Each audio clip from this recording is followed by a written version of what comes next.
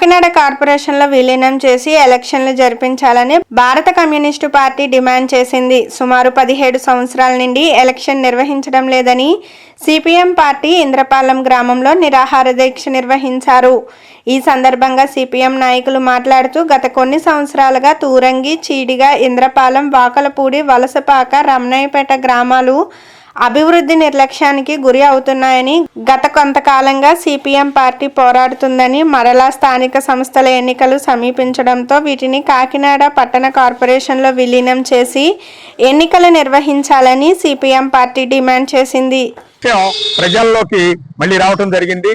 దీని మీద 15-16 సంవత్సరాలుగా సిపిఎం పార్టీ ఈ యొక్క గ్రామాలను విలీనం చేసి ఎన్నికలు నిర్వహించాలి అని చెప్పి పోరాడుతూ ఉంది. దానిలో భాగంగానే ఇప్పుడు ఎలక్షన్ కోడ్ అనంతరం మళ్ళీ పోరాటాన్ని ఉధృతం చేసి ఈ యొక్క నిరాహార దీక్షల ద్వారా ప్రజల్లోకి వెళ్ళాలని చెప్పి భావించింది. ముఖ్యంగా మా డిమాండ్ ఏంటి అంటే ఈ 6 గ్రామాలని కూడా వెంటనే కాకినాడ కార్పొరేషన్ లో విలీనం చేయాలి. దానికి సంబంధించినటువంటి కార్యాచరణ ప్రస్తుత ఎమ్మెల్యే అయినటువంటి నానాజీ గారు దానికి ప్రభుత్వానికి లేఖ ఇవ్వాలి. ఎమ్మెల్యేకి ఏ విధమైనటువంటి అభ్యంతరం లేదు, ఈ విషయంలో విలీనం చేయడానికి మాకు అభ్యంతరం లేదు అని చెప్పి ఎమ్మెల్యే గారు లేఖ ఇచ్చిన మరుక్షణం ఈ విలీన కార్యక్రమం కొనసాగుతుంది. కాబట్టి ఎమ్మెల్యే గారిని మేము కోరేది ఏంటంటే మీరు వెంటనే ఈ యొక్క విలీనానికి అనుకూలంగా లేఖ ఇవ్వాలని డిమాండ్ చేస్తున్నాము. దానికి గడచిన 4 ఏళ్లుగా ఎన్నికలు లేకపోవడం వల్ల 40 కోట్ల రూపాయల ఆర్థిక సంఘం నిధులు రాకుండా నిలిచిపోయాయి. ఇక భవిష్యత్తులో రావు, ఎన్నికలు జరగలేదు కాబట్టి. అలాగే 2017కు ముందు 7 ఏళ్ల కాలం పాటు ఎన్నికలు జరగకపోవడం వల్ల 70 కోట్ల నిధులు రాకుండా పోయాయి.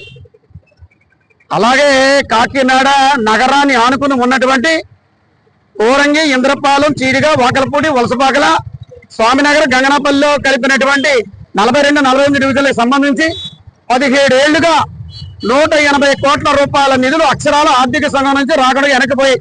దీని అందరికీ ప్రధాన కారణం ఏంటంటే వీటికి పంచాయతీ ఎన్నికలు జరగలేదు, వాటి కార్పొరేషన్ ఎన్నికలు జరగలేదు. ఇప్పుడు ప్రస్తుతం పౌర సంక్షేమ సంఘం కానీ రాజకీయ పార్టీలు కానీ ప్రత్యేకంగా చేస్తున్నటువంటి డిమాండ్ ఏంటంటే మీరు తక్షణం ఎన్నికలు పెట్టాలి.